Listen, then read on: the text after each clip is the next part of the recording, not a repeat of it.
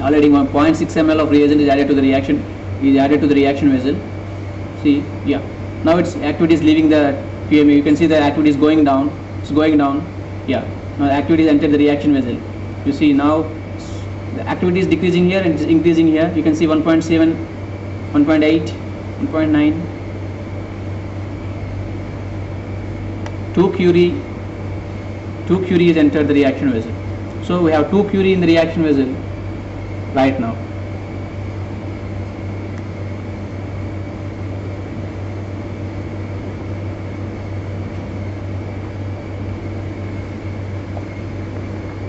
We have 2.13 curies of F18 with us.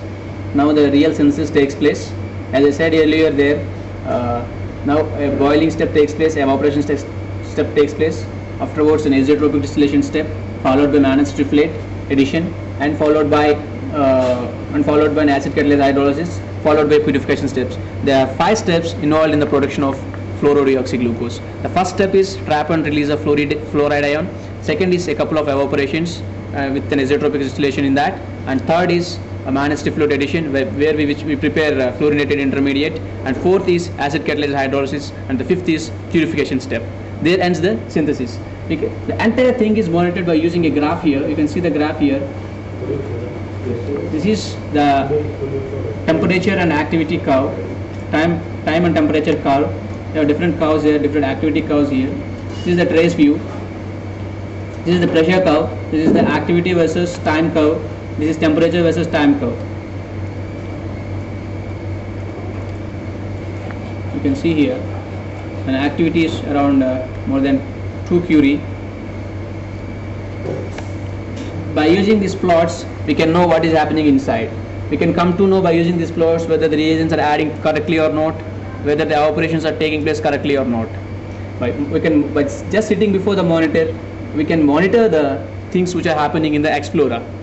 Just sitting before the monitor, we can easily know what is happening inside the synthesis, so that we can act accordingly. If something is going wrong, we can take action immediately. We can stop the synthesis, write a separate protocol, and continue like that. And the entire synthesis time is 40 minutes. After 40 minutes, we will be ready with our dose.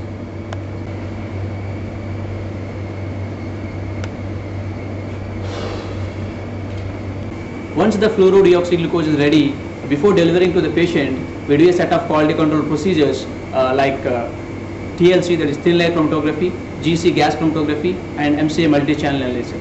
What you are seeing here is TLC. This is a computerized TLC.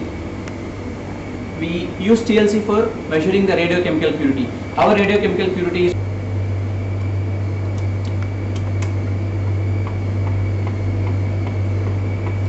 this is the TLC. You can see here. This is the probe. This is the probe. We usually get 98 to 99% of radiochemical purity always. Once the TLC is completed, we switch on to GC, that is gas chromatography. What you are seeing here is gas chromatography.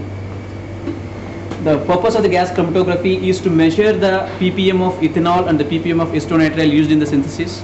The ppm of ethanol, the particles per million of ethanol, should not exceed 4000, and as well as the acetonitrile ppm should not exceed 400. We will cross check whether they are exceeding 4000 and 400. We always get only 20 to 30 ppm of ethanol and 10 to 15 ppm of acetonitrile. The purpose of GC is to measure the ppm of ethanol and acetonitrile to check whether they are in the desirable range or in the undesirable range. Once the GC is completed, we will switch over to the MCA. This is multi-channel analyzer. The multi-channel analyzer is used to check the radionuclide purity of fluorine 18. We'll check our radionuclide purity by using the multi-channel analyzer. Once these three QC things are completed, our thin layer chromatography, gas chromatography, and multi-channel analysis is completed, then only we deliver the dose to the patient. We'll assure that our product is sterile, pyrogen free, and having good radionuclide purity and having a very good radiochemical purity. Then only, after confirming all these things, then only we deliver the dose to the patient. Other than this, we are doing LAL test for bacterial endotoxin test, and sterility test also we do. These are the, after carrying out all these quality control procedures, we deliver the patient to the, we deliver the dose to the patient. And usually our work starts early in the morning at 6 o'clock, and 6 to 7 we'll run the cyclotron, and after that a 1 hour synthesis. Then we'll make sure that the dose is ready by 9:30, and we'll deliver the dose at 9:30. Right. Thank you very much for hearing us patiently. Thank you very much.